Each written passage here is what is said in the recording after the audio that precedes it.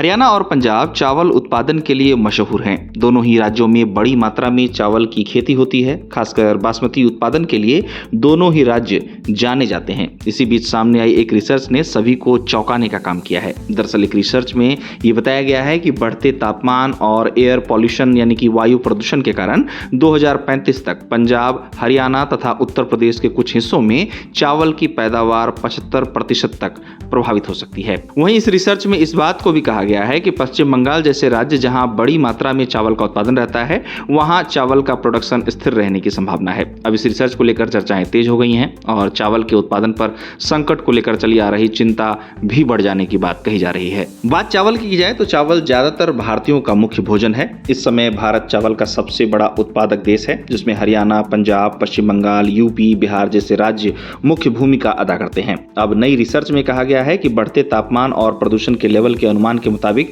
2035 तक पंजाब, हरियाणा और पश्चिमी उत्तर प्रदेश के कुछ हिस्सों में चावल की पैदावार 15 से 75% तक और पूर्वी उत्तर प्रदेश तथा बिहार में 25% तक कम हो सकती है। बता दें कि इस रिसर्च में रिसर्चरों ने तापमान, बारिश, सोलर रेडिएशन, पार्टिकुलेट मैटर जो जमीन तक पहुंचने वाली धूप की मात्रा पर असर डालते हैं और जमीनी ओजोन जो फोटोसिंथेसिस को धीमा कर सकते हैं तथा पैदावार कम कर सकते हैं का बारीकी से अध्ययन किया है। शोधकर्ताओं का कहना है कि जब ग्रोथ स्टेज के दौरान तापमान 33 डिग्री सेल्सियस से ऊपर चला जाता है तो पानी का इवेपोरेटिव नुकसान ग्रोथ पर असर डाल सकता है। आपको बता दें कि आंकड़ों के मुताबिक उत्तरी भारत में चावल की पैदावार में कमी देश के कुल चावल उत्पादन में दशकों से हो रही लगातार बढ़ोतरी के उलट लग सकती है, जो 1990 के दशक में लगभग 2 टन प्रति हेक्टेयर से बढ़कर 2020 के मध्य में 4.2 टन प्रति हेक्टेयर हो गई। आंकड़ों से पता चलता है कि देश के मैदानी इलाकों में 2008 में लगभग 2 टन प्रति हेक्टेयर से 2.4 टन तक लगातार बढ़ोतरी देखी गई और इसके बाद फिर 2010 में पैदावार 2.2 टन से थोड़ी ज्यादा हो गई,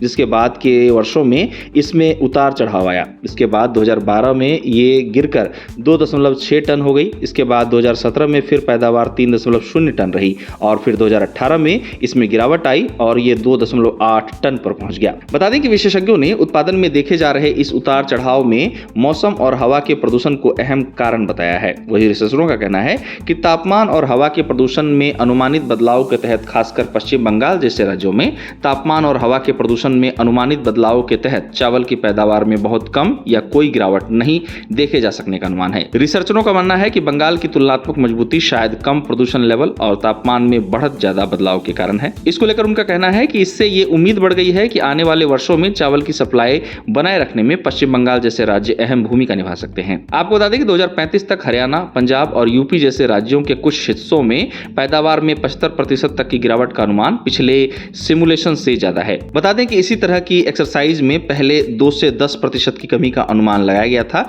अब बंगाल में चावल के पैदावार में स्थिरता का अनुमान CRRI की फील्ड स्टडीज से मेल खाता है। CRRI की फील्ड स्टडीज में बताया गया है कि ओडिशा में चावल के पौधों पर गर्मी का कम असर होता है क्योंकि खरीफ की फसलें अक्टूबर-नवंबर में पक जाती हैं, जबकि पंजाब और हरियाणा में रबी सीजन का चावल अप्रैल-मई में पकता है। आपको बता दें कि कृषि वैज्ञानिक इन दिनों कम समय में पकने, गर्मी झेलने में सक्षम वाली चावल की किस्में बनाने की कोशिश में लगे हैं, जो बदलते मौसम के हालात में बेहतर उत्पादन देने में मदद कर सके। जाहिर सी बात है कि गर्मी साल दर साल बढ़ती ही जा रही है, जिससे चावल से लेकर गेहूं तथा अन्य फसलों पर असर पड़ता है। इसको देखते हुए कृषि वैज्ञानिक मौसम की मार को झेल सकने में सक्षम किस्में तैयार करने में लगे हैं। इसी बीच नई रिसर्च में बताया गया है कि बढ़ते तापमान और एयर पॉल्यूशन के कारण 2035 तक पंजाब और हरियाणा तथा उत्तर प्रदेश के कुछ हिस्सों में चावल की पैदावार 75% तक गिर सकती है। आपको बता दें कि इस रिसर्च के सामने आने के बाद इसको लेकर चर्चाएं तेज हो गई हैं।